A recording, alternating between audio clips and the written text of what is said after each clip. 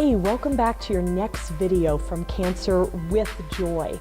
Today I want to launch right into another one of the do's. Remember, in Chapter 4 of Cancer with Joy, we cover over a dozen suggested do's and don'ts at diagnosis.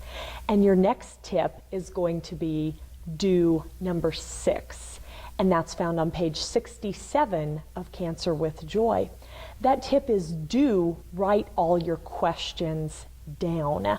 I found it very overwhelming at doctor's appointments to try to come up with what were all my questions off the top of my head, because inevitably towards the end of my appointments they would look at me after the physical exam, after talking about what we would do today or what the next steps were. They would say, well, what questions do you have? So you want to make sure that you've got a way to record and keep track of those questions as well as their answers.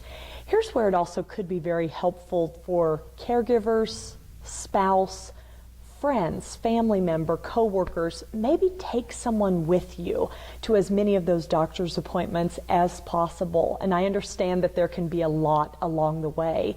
But if you can have someone who's got a notepad with your questions listed, and maybe they can take notes as to what the doctor says as you and them are visiting, that can be very helpful.